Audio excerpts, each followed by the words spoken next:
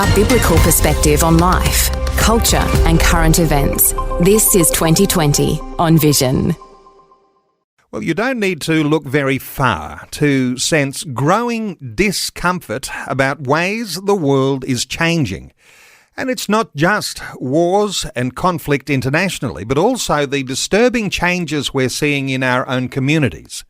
It may be that we haven't even begun to explore the depth of the significance of the changes that are confronting all of humanity. And while leaders, both good and bad, come and go, and technology is changing so rapidly, we might be asking, how are we placed to deal with the good and the bad changes? Fletcher is the founder and chairman of 2030 Plus. He's a respected keynote speaker, social commentator and social futurist. He's based in London and he is our guest. Mal, a special welcome along to 2020. Thank you. It's good to be here. Mal, first of all, let me just say a special congratulations to you. You were honoured at the recent Christian Media and Arts Conference here in Australia as the Legacy Award winner for 40 years of media innovation. I know you were privileged to be recognised that way, but just hearing from you, how did you feel about that recognition? Oh, look, it was most unexpected. For one thing, when I received the email from Nathan Brown of CMAA, I was quite surprised, but it meant a lot to me because, first of all, it's from people I respect, and it comes from my homeland. I've been out of Australia now for 30-something years in Europe, working across Europe, based in the UK now. So it was so good to feel that connection again. I've been with your conference a couple of times, but it was so nice to feel appreciated for the work we've done in media. So thank you to CMAA again. And you know, a lot of people will recognise your name and they'll remember the way you looked. But I must say, when your face appeared on the screen, there was a gasp. People couldn't believe you had a beard. People now compare your beard to who? Well, for me, it's sort of a homage to either Ned Kelly or David Letterman. You take your pick. But it's a bit more neatly cut than Letterman's beard, but it's been around since even before COVID. So it's not a COVID beard, and it's here to stay, I think, for a little while. Let's get into some serious issues. As a futurist, you're monitoring trends in our changing world. You're in London, but looking in on the fishbowl that you might see as Australia and our Australian culture. What are the sorts of things you're coming to observe and thinking about what might be ahead of us in the decade ahead? Well, right off the top, I think I can give you three things, and skipping through the details, but three major things that I think will affect Australia as they do much of the world, but I think they have a special relevance to Australian culture. The first one is the blurring of the line increasingly between humanity and technology. That's going to continue apace in the next 5 or 10 years.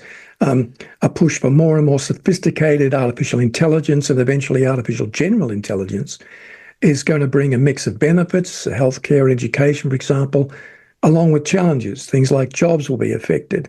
We'll see human implants augmenting human skills with inbuilt tech devices such as brain implants. That's going to be much more common in Australia than it would be right now. And that raises important ethical questions about the line between humanity and technology, for example. What does it mean fundamentally to be human? I think a second thing we're going to see in a big way in Australian culture is a further digitisation of the human experience. So the raison d'etre of big tech companies is encouraging us to create mountains of data which they can collate, analyse and monetize. I think we all know that now. So we'll continue to see efforts to bring more and more of the human experience under that digital umbrella. More of what we do will be done online even than it is today. And that, of course, contributes to the push for the cashless economy, which will pick up pace in the next 5 years. Already we're seeing a growth in digital debt because people are spending using cashless systems. We're spending more with less forethought. You don't have to think as much when you're just wiping a card. And of course, there's the problem of data outages. Things like CrowdStrike come along and affect online services worldwide, and we can't access our money. And the third one I'd cite right off the top is a deepening identity crisis, a deepening of our sense of lack when it comes to fundamental meaning. I was asked a while ago in Berlin, what is the plague of our time? This was pre-COVID. But even post-COVID, I would answer the same way. The long-lasting plague of our time is fluidity. Nothing's certain anymore. Even the most basic characteristics of life, including our definitions of gender, are subject to debate and alteration. So there's almost no fixed moral or cultural points of reference. And linked to that is a meaning deficit. You may remember that the psychotherapist Viktor Frankl said people can endure a great deal of pain provided there's a purpose in the pain. And today we've got people in Australia, as we do in Britain and America, suffering inner or existential pain because there's no purpose in it. They don't feel any purpose or meaning in it. And we see the effects of that in our falling levels of public trust in foundational institutions. In the last 15 years, every institution in society has been held up and found wanting. Governments, police, courts, health and education authorities, even the institutional church. And that decline in trust is, of course, partly because institutions have not lived up to their promise. But it's also, I think, because we have unrealistic expectations of them and will continue to do that. Because we've lost any shared religious foundation, we've come to expect too much from society's leaders and institutions. We look to them to project a sense of purpose into our communities and lives, and they're not equipped to do that. And, of course, for some people in Australia, as here, and this will continue, the lack of meaning is being filled by things like cultural Marxism or woke ideology, as it's called, and for others, even more so, by technological utopianism. And some people treat techs like AI with something close to reverence. They hope that technology will release us from a kind of meaningless life and give us purpose. So there's just three things right up the top that will shape in some way the culture of Australia in the next 5 to 10 years. Three things that I'm going to point listeners to explore some more at the end of our conversation when I say how you can connect with Mal Fletcher. But Mal, let's just stop and pause to reflect for a moment on what all of this means, because as you talk about fluidity, as you talk about the change that is not only coming, it's upon us right now. I know you use some terminology that you call that we are facing a psycho-emotional challenge. These things might indicate that we're not ready for the emotional impact of what AI and what machine language and these technological developments are going to have upon us. But is there something in each one that is going to be left out to dry or left adrift on an ocean, as you say, nowhere to anchor to? Is this going to cause us all sorts of challenges in our own emotional makeup? Yes, I think it will, particularly if we have no foundation that is larger than technology, larger than ideology. And this, for me, in my case as a futurist, that fundamental foundation happens to be my Christian faith. Now, I don't appear on mainstream media to preach my faith. I'm there to speak about issues. But the worldview behind my interpretation is definitely a Judeo-Christian worldview. Not all Christians would agree with it. I'm not speaking for a particular constituency, but I am speaking out of my understanding of Christian worldview. And it's very important to have, as I said, that sense of meaning based in something bigger than the institutions of society or even the culture of society. Culture really is just defined as an expression of what is normal here. So the things that we value, the things that we prioritize, they are expressions of culture. They are what forms our culture. But at the root of every culture is a cult. And we use that word in the sociological sense to mean a system of beliefs about something bigger than we are.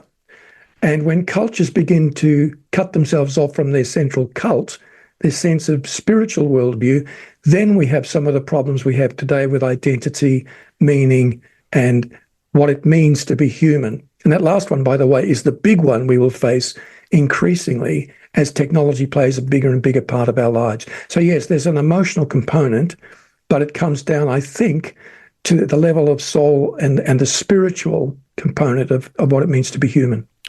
I'm led to think that oftentimes there'll be a lot of Christian believers who are holding their faith very lightly, who are in a shallow end of the pool, and the thought that there needs to be a deepening or a strengthening of that faith, a strengthening of an appreciation of the transcendence of God or the foundations of our faith. Is this a way to prepare for some of the challenges that might be ahead? When we're talking about the changing technology and how we deal with it, how do you think we do that preparation in getting a little bit more deeper or more substantial with our faith? Well, it's a good question. It's something I've been dealing with churches and Christian leaders for some time now, is what I call the theology of technology.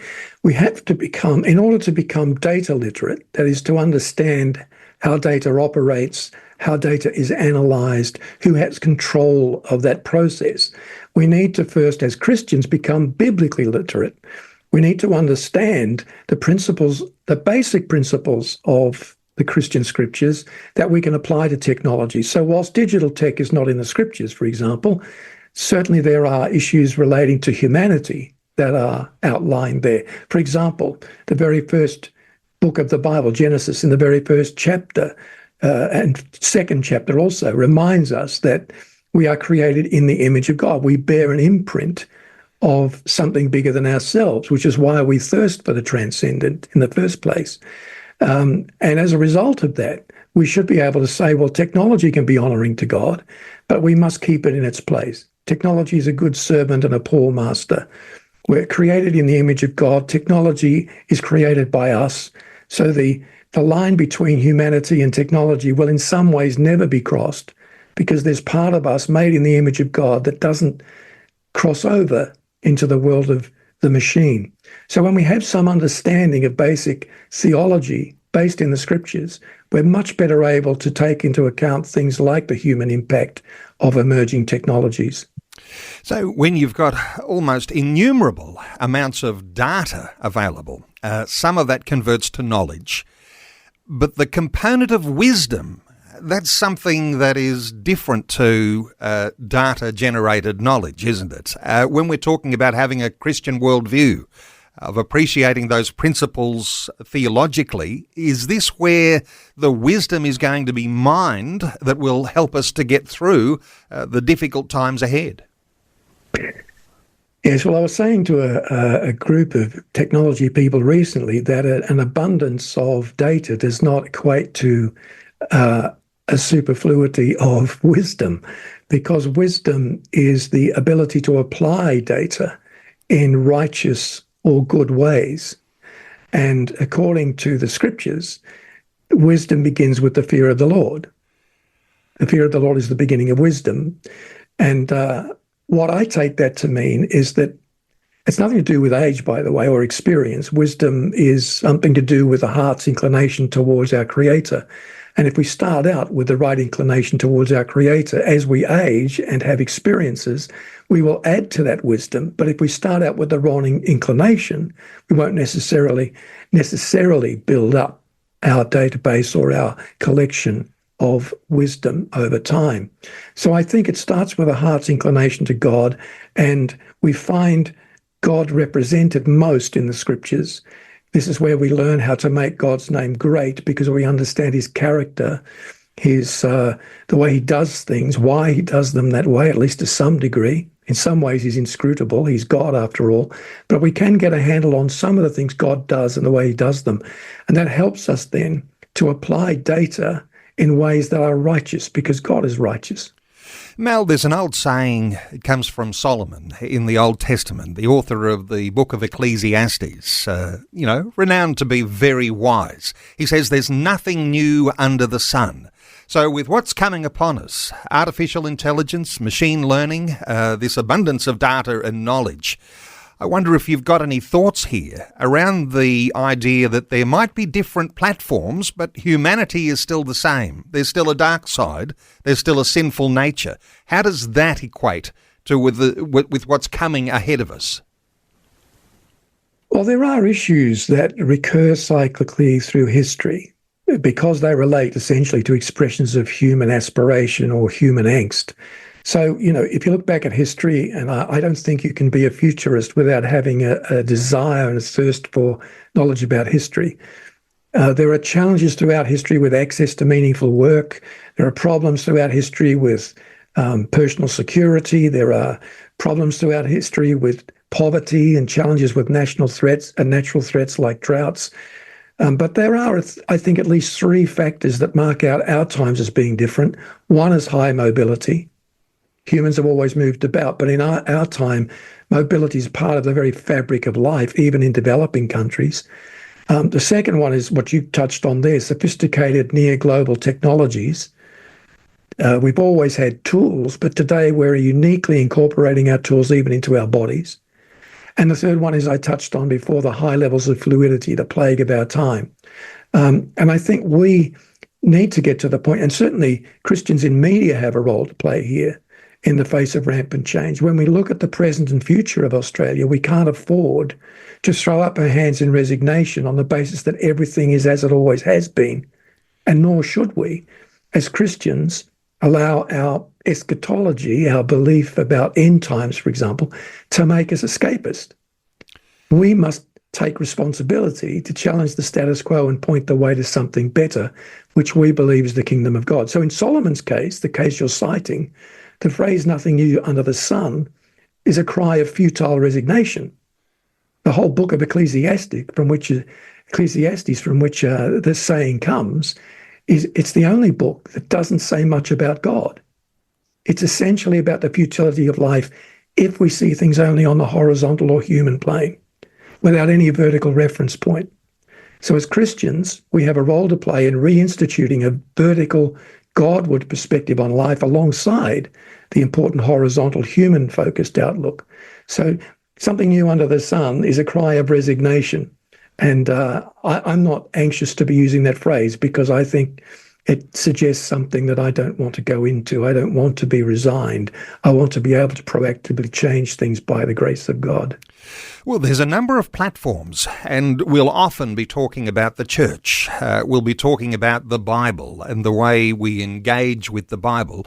Just to pick up on the fact that you've mentioned Christian media and organisations like Vision Christian Media, Vision Christian Radio, the sort of impact that Christian media makes on the ability for people to navigate a way forward, how do you think that is going to be important in the years to come? I think it'll be very important, particularly as media generally, first of all, has to deal with the outcomes of increased digitisation. There are entire radio stations in this country, in the UK and throughout Europe, that are completely robotised now. You can walk the hallways and essentially the playlist is happening without any human interaction. It's a bit like Industry 4.0, where machines run the factories themselves. So we're seeing sort of media 4.0 starting to emerge. I think the human element will be very important, and Christian media can play an important role here in keeping humans involved, making sure that we don't over-automate what we do, because machines, there's one thing they can't do. They can't empathise. Empathy requires a shared human experience, which by definition, a machine can't have. So we need to make sure that we have a therapeutic or empathic element in almost everything we do in media these days in order to protect that human role, which we believe as Christians to be the primary decider of what happens on the planet Earth under God. I think also there's the element of promoting community, which I know people like Vision Australia are very much into, and I applaud that. Because of tribalism today, which is a response in some ways to globalization and migration, it's not always a positive tribalism. Sometimes it is, though. Sometimes people are simply looking for other people who think like them. It's nothing to do with race or anything else. It's just, I want to find people who think like me, people who share my values. And there are not many opportunities in society today to do that. When you go online, you're directed by algorithms towards things you already find acceptable. You're not able to have those wonderful, surprising moments when you discover someone you didn't even know about who might share common values and have slightly different ideas that you can learn from. So there's reduced social capital in our society as a result of digitisation. There's an increase in a positive form of tribalism. And I think people are looking more and more for community in an age of disenfranchisement and fragmentation. And Christian media can play an important role in building a sense of tribe, first of all with listeners, within the church and without the church. Because we're not called just to reach the church, are we? We're called to reach outside and have influence of a positive kind. And I think that role that Vision and others are playing is vital in terms of building the sense of positive tribe, positive community. And I imagine that Christian media everywhere will need to focus on those personal connections, but also the innovation across all of the different platforms to be able to utilise the opportunity to maximise those personal and warm and community connections that are going to be so necessary into the future. For listeners to connect with Mal Fletcher, who's the founder and chairman of 2030 Plus. He's a respected keynote speaker, a social commentator, and you might want to read some more and get some more detail about the sorts of things we've only been able to touch on in this conversation. This is the website you go to, 2030, the numbers, 2030plus.com. That's the number 2030 and the word plus.com. Mal Fletcher, I want to say thank you so much for taking some time out of your busy schedule to talk to listeners today here on 2020. It's been a pleasure. Let's do it again sometime. Have a great day. Thanks for taking time to listen to this audio on demand from Vision Christian Media. To find out more about us, go to vision.org.au.